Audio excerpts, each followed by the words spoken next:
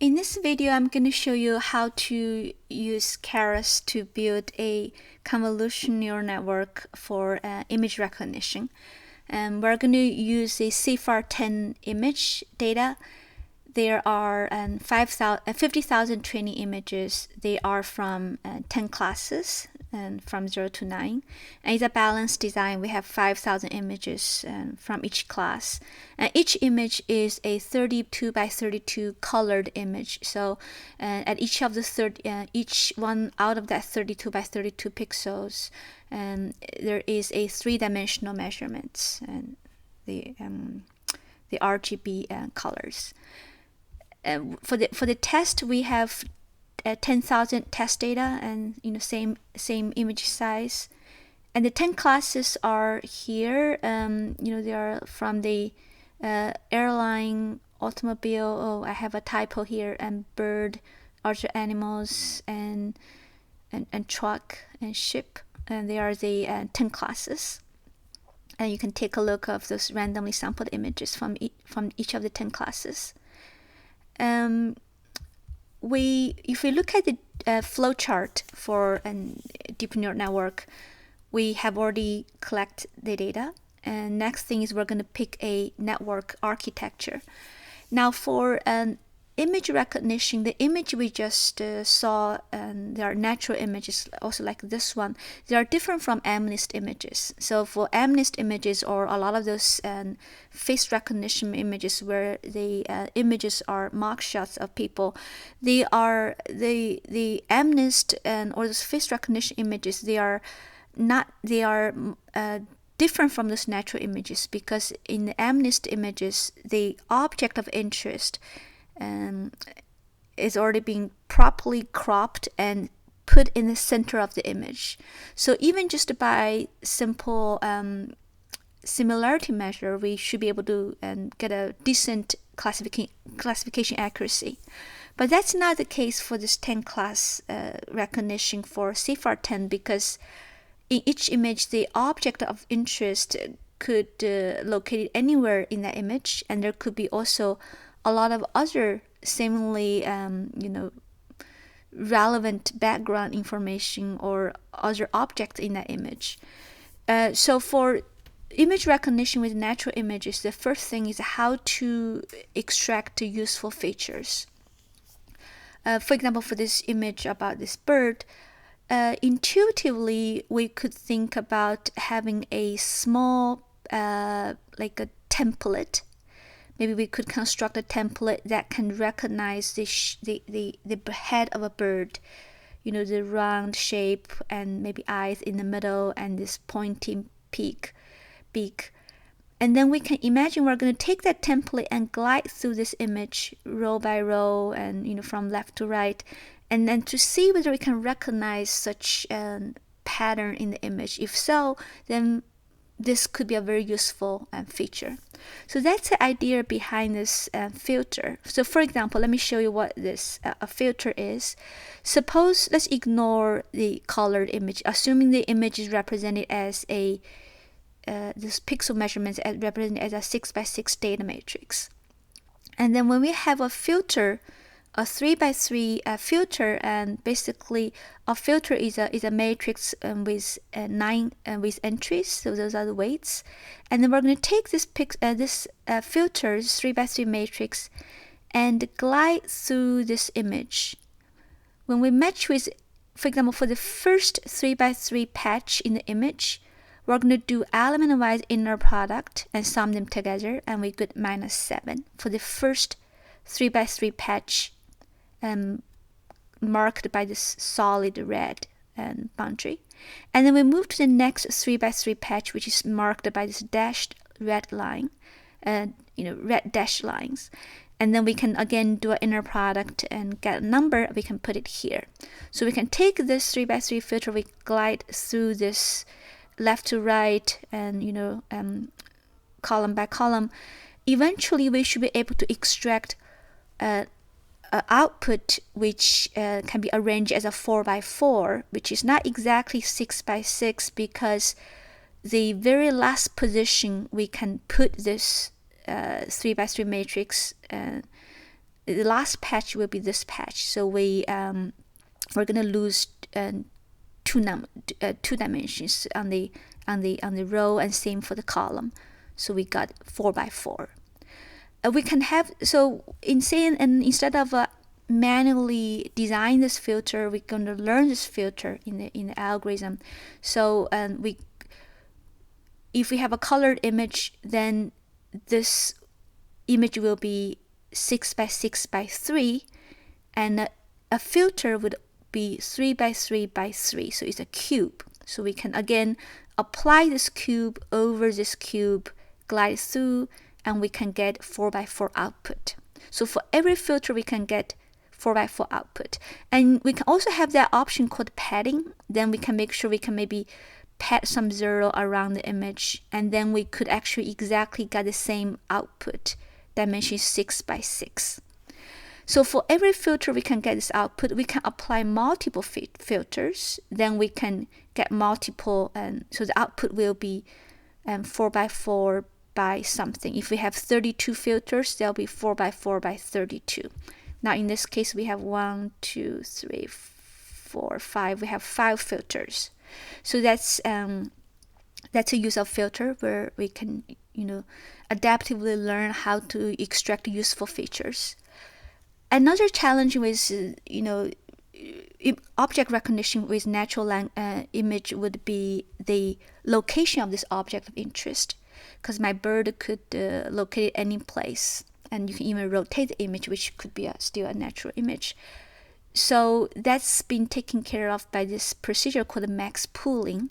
So for the max pooling, once we use filter to extract features, and then at the max pooling step, we will divide this matrix into small matrices of this size, and then so every gray colored patch, we're going to contain multiple numbers there. Then we only take the maximum, and so of course when we do max pooling, the size of the output will be of smaller size than the input. So that's called the max pooling. The purpose is that it's like we're extract features, and then we're going to zoom out and look at a relatively bigger region. And if we know the pattern, which is represented by the filter, that pattern is in this bigger region, we just label it as 1, because that's enough. We don't need to know which exactly sublocation is located. So that can take care of this, location invariance and some feature we needed for dealing with the natural languages. So we can do those convolution layer, and using filters, we can do multiple times, and then we can do max pooling. Again, you can do multiple times. At the end, once you get all those kind of extracted features, and you just stack them as a huge vector, and then go through multiple layer of fully connected network, and then eventually you can get your 10 class classification, for example, using softmax. So that's sort of the rationale behind CNN. Now let's look at how we're going to do that in R. So in R, we prepare the data. I think what I did is I changed that 10 categorical variable to a 10-dimensional binary vector. I forgot why I was doing that, but it's not really required. But we did normalization, so we take all the entries and divide it by 255, and then we're going to specify the network architecture. As I mentioned before, it's like you're building a Lego, layer by layer. I'm going to go through this in detail, and especially we're going to check what is the input and output at every layer, and what is the corresponding parameters we need to learn. Okay, so this basically is a copy of the code I just showed you, and so you can pause your video and go back to compare with that code. So the first layer is, we remember our image is 32 by 32 by 3, so that's the input shape. So for every image, we're going to learn 32 filters. Every filter is, in the 2-dimensional case, is 3 by 3, but remember, we have depths, so that's determined by the input shape. So it's because 3 colors. So actually, for every filter, let's see, what is a filter? So a filter is basically a matrix or a cube involving entries, right? So for every, depending on how many entries in this filter, that's the number of parameters we need to learn, or the weights we need to learn. But in addition, there's always an intercept, a bias term. So at this stage, every filter going to have 3 by 3, and the depth, because 3 colored by 3 entries. That's a cube, that many entries. And plus 1, so that's the number of parameters for every filter, and we have 32 of them. So that's the number of parameters we need to learn at this layer. Now you notice here this padding equal to the same means now once you've gone through this convolution layer, your input is 32 by 32 by 3, then the output from this layer is going to be 32 by 32 because I said they're going to be padding will be added to make sure the output is still 32 by 32. But now the depth is now determined by the number of filters. So the depth actually is 32 by 32. So the output here is 32 by 32 by 32, which is, and I'm going to show you. So it's here. So the original input is 32 by 32 by 3, but the output will be this because we have 32 channels now. And then we will go through take this now as the input for the next layer. For the next layer, we're going to have again, we're going to have 32 filters, and every filter is going to be a cube of dimension 3 by 3 and by 32 because their depth now is 32. So how many parameters we need to learn here? It is going to be 3 by 3 by 32 plus 1 is the bias, and we have 32 filters we need to learn. So that's the many of parameters we need to learn. Now at this stage, there's no padding equal to the same. That means when we take this, here's a ReLU, there's no parameter we need to learn, and dimension wouldn't be changed. So when we get this as an input, when we go through a convolution layer where I didn't specify padding equal to 2, when we use this size of a kernel, we're going to lose, and we're going to reduce the input. In that 2D is going to be 30 by 30, and depth is still 32. So again, we go through an activation, and then we go through a max pooling, and size is 2 by 2. So that means we take this for every slice of this, there are 32 two-dimensional slices. For every slice, we divide them, we look at 2 by 2 and divide them as a 2 by 2 stop entries and just put the maximum value. So the output will be cut in half. Now the output will be, after the max pooling, is 15 by 15 and same 32 channels. And then we're going to go through again in some convolution layer, and we're going to learn 32 channels, 32 filters, and every filter is going to be a cube of 3 by 3 by 32 because the depth is still 32. So you're going to find out the number of parameters we're going to learn is the same as before, which I just put a number here. And here padding is the same, so the output is still the same size. And then we're going to go through another convolution layer because the number of filters and the depths, everything is the same, so the parameter we need to learn is still the same. But now because we didn't specify padding equal to the same, so go from here to here, we're going to lose 2 units over each dimension. And so we have 13 by 13 by 32. Okay, so let's continue. This is the remaining of that convolution neural network. We're going to do a max pooling. So 13 by 13 now cut in half is 6 by 6. And then we have a dropout layer. So the dropout is something, it's kind of a Lego piece we haven't discussed before. You can view dropout. So basically what dropout is doing is, you just require now at this stage, when you go from this layer to next layer, there are some edges. You're going to randomly set half of the parameters and going to be 0. Sorry, not half, actually 25% of them going to be 0. So every time, just randomly, when I say every time, because if you're doing when you do back propagation, there's you could go through your data multiple times. Every time in the training, you set 25% of the weights to be 0. So every time could be a different set of those weights to be set to be 0, and you only retrain and train the remaining. And so, but that wouldn't generate any new parameters. And so at this stage, so after this dropout, and here's output 6632. So that's all the features we have extracted so far. Then we're just going to put them, we flatten, so take them, stack them as a huge vector, and that dimension is 1152. And then we're going to go through an ordinary fully connected layer, go from that many nodes to this many nodes. So how we compute the number of parameters for this fully connected layer, that's something we learned before.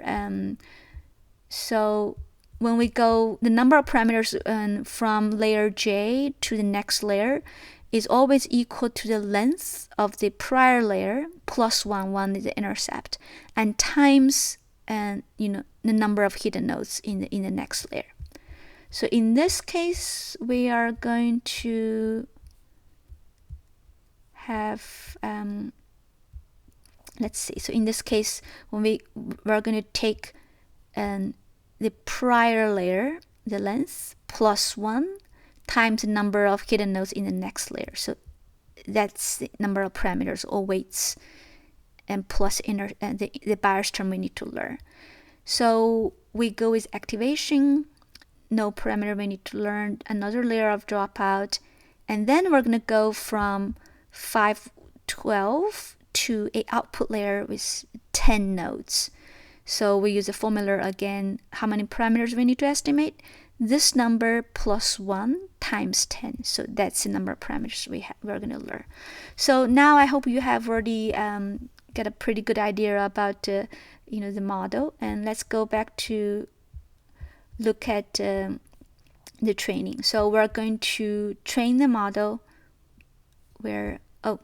So we're going to pick a loss function, which is going to be a cross entropy loss, and we're going to pick an optimizer. We use the ADAM algorithm, and the metric. So the loss is cross entropy loss, but on the test data, we wanted to use the ordinary binary, like a 0-1 loss as accuracy.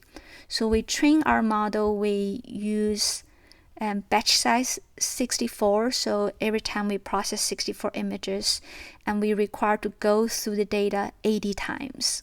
Okay. So after training, we got our metric close to 80%. And I'm sure if you do some tuning, you can probably get a better accuracy. Let's look at the confusion and the table for the 10 classes. What's on the diagonal will be correctly classified samples, and the accuracy is reasonably good. Now, all the off diagonal is going to be the errors, and you're going to notice somehow our algorithm tend to count a lot of error, like kind of significant error among two classes will be class 4 versus class 6, because you can see close to 3 digits of samples from class 6 got misclassified as 4, and 142 from class 4 are misclassified as class 6. Now you can go back to find out which is class 4 and which is class 6. So, and this is class 4 and this is a class 6. And so it's not surprising, and the algorithm actually going to confuse these two.